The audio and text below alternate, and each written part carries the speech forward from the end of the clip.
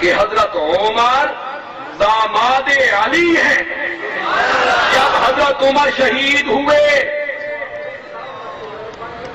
تو حضرت علی اپنی بیٹی ام کلثوم کو عدت گزارنے کے لیے اپنے گھر لائے تھے. صاحب نسائی یہ لکھ رہا ہے کہ امام حسن مجتبیٰ کے دور میں ام کلثوم نامی خاتون جو ہے، جو ان کی زوجہ تھی، اس کی موت ہوتی ہے اور اس کی نماز جنازہ ہوتی ہے. تو جو ام کلثوم بنت امیر المومنین تھی وہ تو واقعہ کربلا میں موجود تھی.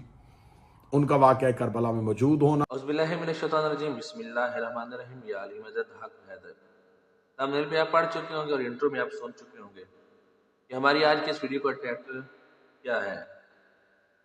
ایک بے بنیاد عقیدہ اور ایک بے جان سوال جو کہ امت مسلمہ میں پھیلایا جاتا ہے کہ جناب علی علیہ السلام کی ایک بیٹی جناب ام کلثوم کا عقد خلیفہ دوم مسلمانوں کے خلیفہ ثانی حضرت عمر کے ساتھ کیا گیا تھا. تو اسی عقیدے کا آپریشن اور اسی سوال کا جواب یہ جو تقریر کر رہے ہیں یہ ہیں عطا اللہ بندیالوی صاحب، اور انہیں ریپلائی دیں گے، اس سوال کا جواب دیں گے قبلہ علامہ آصف رضا علوی. اگر آپ چاہتے ہیں کہ اسی طرح کی ویڈیوز بر وقت آپ تک پہنچتی رہیں تو ہمارے چینل کو سبسکرائب کر لیں، صرف علی والے کو سبسکرائب کر لیں اور ساتھ بیل آئیکن پریس کر دیں تاکہ آنے والی ہر نئی ویڈیو بر وقت پہنچ پائے آپ تک. کہ حضرت علی کی بڑی بیٹی کا نام ام کلثوم تھا.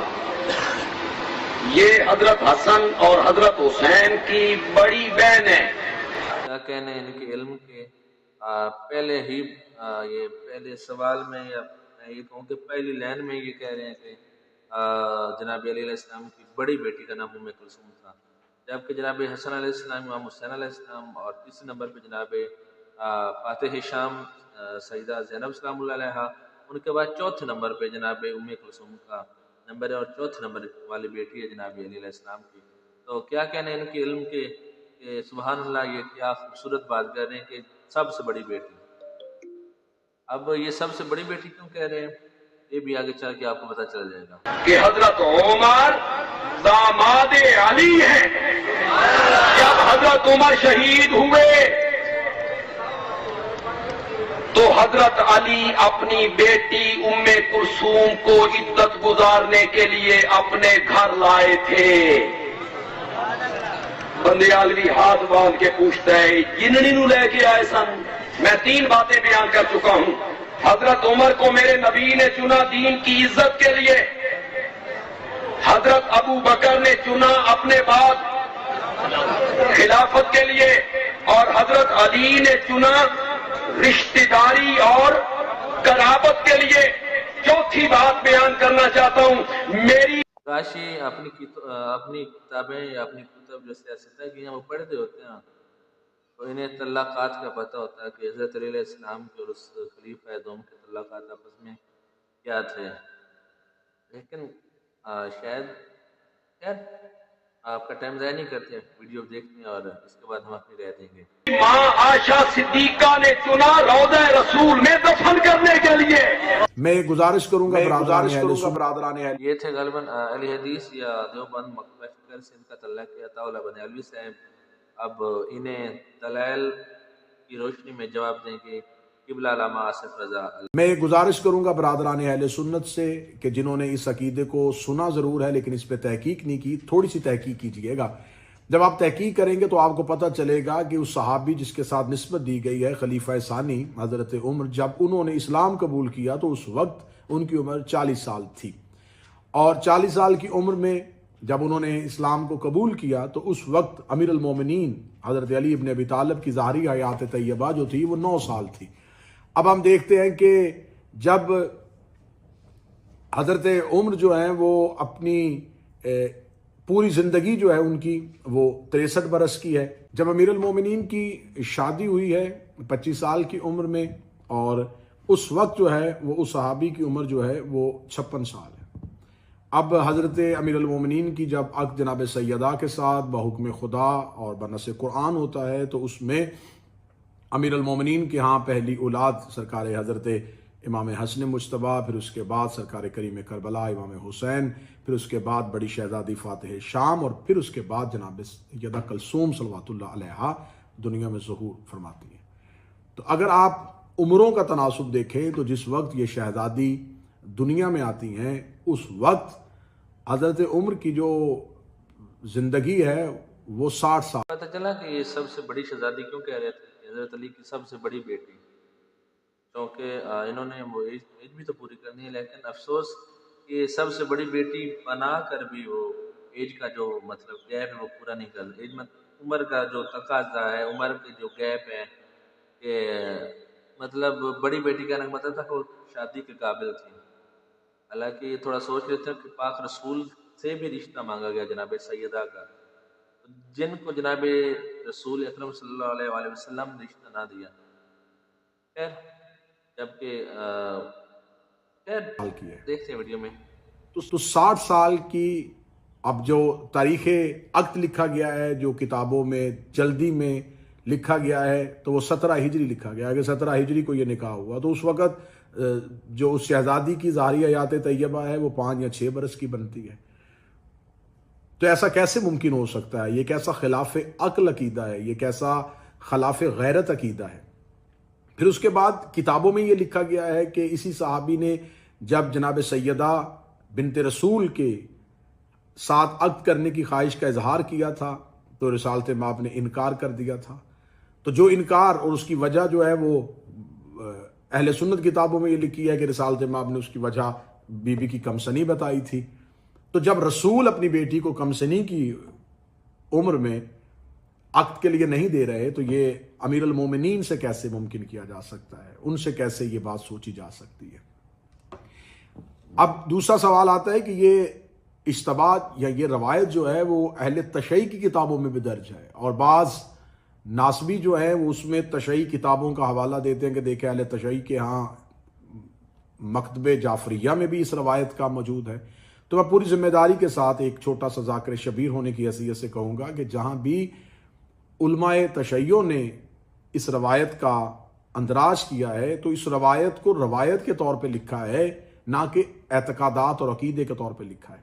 تو جب آپ ان روایات کے راویوں کو دیکھتے ہیں تو آپ کو میں پوری ذمہ داری کے ساتھ کہہ رہا ہوں کہ ان میں سے ایک بھی راوی مستند نہیں، ایک بھی راوی مستند نہیں ہے. مجہول راوی ہیں، ضعیف راوی ہیں، اور اس کو علم الرجال میں جا کے جب آپ دیکھیں گے تو ان میں سے کوئی ایک راوی بھی ایسا نہیں ہے جس نے اس روایت نقل کیا ہے تو اس راوی کو علم الرجال نے معتبر سمجھا ہو. اب جب ہم دوسری طرف جاتے ہیں تو دوسری طرف ہم دیکھتے ہیں کہ اہل سنت کی کتابوں میں لکھا ہوا ہے کہ حضرت عمر کی جو بیویاں تھیں تو حضرت عمر کی بیویوں میں سے بھی بہت سی ایسی عورتیں تھیں جن کا نام ام کلثوم تھا. ام کلثوم نام کی 5 خواتین جن کا روایات اہل سنت میں کثرت کے ساتھ ذکر پایا جاتا ہے. جب انہوں نے اسلام قبول نہیں کیا تھا تو اس وقت ان کی ایک بیوی جس کا نام ام کلثوم بنت جردل خزائیہ تھا، جس سے ان کا ایک بیٹا زید بن عمر بھی پیدا ہوا تھا، اور یہ دونوں ماں اور بیٹا ایک ہی وقت میں ان کا انتقال ہوا، اور وہ معاویہ کا دور تھا. اور اس پہ ان کے ہاں یہ ہے کہ عبداللہ ابن عمر نے ان کی نماز جنازہ پڑھائی. اس کو نسائی نے بھی لکھا ہے، اس کو کامل ابن اسیر نے بھی لکھا ہے، اور جو نسائی نے لکھا ہے اس میں لکھا ہے کہ 9 جنازے بیک وقت پڑھائے گئے. اس میں سے تمام جنازوں کو رخ بقبلہ کی طرف رکھا گیا، اور سب سے پہلا جنازہ جو تھا وہ اس بچے زید کا تھا، اس کے بعد مردوں کے جنازے جو تھے، اور پھر آخر میں قبلہ کی طرف مستورات کے جنازے تھے، اور 9 جنازے بیک وقت پڑھائے گئے. اس کو نسائی نے 1980 حدیث میں اسے نقل کیا ہے. اور اب جب صاحب نسائی یہ لکھ رہا ہے کہ امام حسن مجتبیٰ کے دور میں ام کلثوم نامی خاتون جو ہے، جو ان کی زوجہ تھی، اس کی موت ہوتی ہے اور اس کی نماز جنازہ ہوتی ہے، تو جو ام کلثوم بنت امیر المومنین تھی وہ تو واقعہ کربلا میں موجود تھی. ان کا واقعہ کربلا میں موجود ہونا، ان کا کوفہ اور شام کے بازاروں میں خطبات، ان کا واپس آ کے قبر رسول پہ آ کے گریا. زندہ باد زندہ باد. تو دیکھا کہ جناب ام کلثوم ان دنوں کہاں تھی، واقعہ کربلا اور شام میں تھی۔ کیا کرنا اور مدینہ کے باہر کھڑے ہو کے نوحہ پڑھنا یہ کتابوں میں درج ہے، تو یہ کیسے ممکن ہو سکتا ہے؟ دوسری بیوی ام کلثوم بنت عقبہ بن ابی معیط، یہ بھی اہل سنت کی کتابوں میں لکھا ہے کہ یہ بیوی جو ہے، تفسیر کبیر شرح صحیح بخاری میں اس کو لکھا گیا ہے کہ یہ بھی ان کے نکاح میں تھی۔ اب تیسری ایک زوجہ جو ہے جس کا کثرت کے ساتھ ذکر کیا گیا ہے کہ ام کلثوم بنت ابی بکر، یہ ایک بیوی بھی تھی جس کو اعلیٰ صحابہ نے بھی لکھا ہے، طریق الخلفاء نے بھی لکھا ہے کہ حضرت ابو بکر کی بیٹی ام کلثوم بنت ابی بکر یہ بھی ان کے نکاح میں تھی۔ اب اتنی ام کلثوم نامی خواتین کا بیک وقت ان کے نکاح میں ہونا اس بات کی دلیل ہے کہ بہت سے مورخین کو اشتباہ بھی ہو سکتا ہے کہ انہوں نے کس ام کلثوم کا تذکرہ کیا، لیکن اس سے مراد قطعاً ام کلثوم بنت امیر المومنین نہیں، ام کلثوم بنت امیر المومنین جو مولا علی کی بیٹی تھی، وہ باقاعدہ حضرت جعفر طیار کے بیٹے اون کی زوجہ تھی۔ ان کی بڑی بہن فاتح شام شہزادی جو تھی وہ حضرت عبداللہ ابن جعفر طیار کی زوجیت میں تھی، اور یہ شہزادی اون بن جعفر طیار کی زوجیت میں تھی، کیونکہ مولا امیر المومنین کا فرمان ہے کہ میری بیٹیاں عقیل کے بیٹوں کے لیے ہیں، اور اس دور میں ہاشمی جو ہے وہ خاندان سے ہٹ کے شادی نہیں کرتے تھے، اور جناب امیر المومنین کی اس پاک شہزادی کا عقد جو ہے وہ جناب اون سے ہوا۔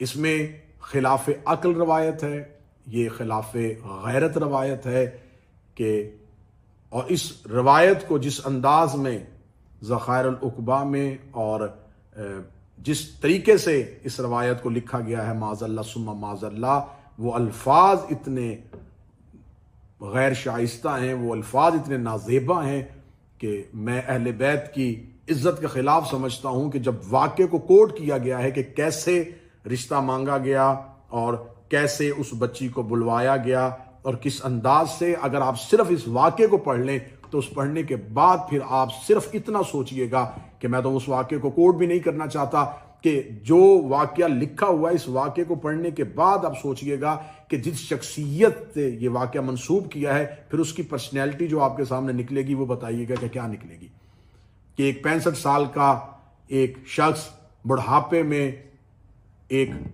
6 7 8 سال کی بچی کے لیے اس کا عقد چاہے، اور پھر معاذ اللہ ثم معاذ اللہ اس کا باپ اس بچی کو پہلے بھیجے، اور جس انداز میں اس واقعے کو لکھا گیا ہے اور جو جملے لکھے گئے ہیں وہ جملے خلاف عقل اور خلاف غیرت ہیں۔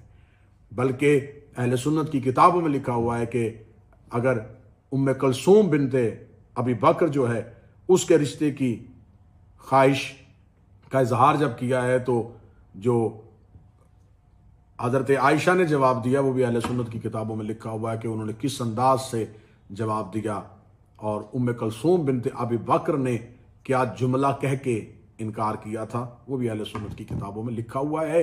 تو لہٰذا میں برادران اہل سنت سے گزارش کروں گا کہ ناسبیت اموی دور کی بنائی ہوئی من گھڑت روایات میں آ کے اپنے رشتے کو اہل بیت سے کمزور نہ کریں، اپنے رشتے کو خاندان رسول سے کمزور نہ کریں۔ آپ اہل بیت سے محبت کرتے ہیں تو اس محبت کے دعوے کو پورا کرنے کا یہ تقاضا ہے کہ اہل بیت کی توہین اور تنقیص میں جتنی بھی روایات لکھی گئی ہیں وہ جس دور میں بھی لکھی گئی ہیں ان روایات کا انکار کیا جائے۔ میرا مالک ہمیں حق کہنے، حق بولنے، حق سننے، حق سوچنے، حق سمجھنے کی صلاحیتیں عطا فرمائے۔ السلام علیکم یا علی مدد۔ یہ تھے قبلہ علامہ آصف رضا علوی، جو کہ اس بے بنیاد عقیدے اور اس من گھڑت سوال اور مفتی عطا اللہ بندے علوی صاحب ان کو رپلائی دے رہے تھے ان کے اس سوال پہ۔ تو بات ایسی ہونی چاہیے کہ جو عقل بھی تسلیم کرے۔ تو قبلہ علامہ آصف رضا علوی نے بہت ہی خوبصورت جواب دیا، ایسا جواب دیا جنہیں عقل بھی تسلیم کرے گی، اور جس کو جھٹلانے کی وجہ یا جسے جھٹلانے کی کسی میں کوئی طاقت نہیں ہوگی۔ تو یہی تھا میرا ریویو، یہی تھا میرا رد عمل. باقی آپ سمجھدار ہیں کہ مولا کا فرمان ہے کہ ہمارے ماننے والا، ہمارے چاہنے والا، ہمارے شیعہ ان پڑھ ہو سکتا ہے، جاہل نہیں. تو آپ کو زیادہ سمجھانے کی ضرورت نہیں ہے. اللہ نے بتا دیا کہ جو روایات ان کی کتب ملتی ہیں اس وقت جناب ام کلثوم سلام اللہ علیہ کربلا میں، شام میں، اور اس کے بعد مکہ مدینہ میں پہنچی ہیں، روضہ رسول پہ پہنچی ہیں. تو انشاءاللہ ملتے ہیں کسی اور ویڈیو میں. اگر آپ چاہتے ہیں کسی طرح کی ویڈیوز آپ تک پہنچتی رہیں تو ہمارے چینل صرف علی والے کو سبسکرائب کر کے بیل آئیکن کو پریس کر دیں تاکہ ہماری ہر نئی ویڈیو پر وقت پہنچ پائے.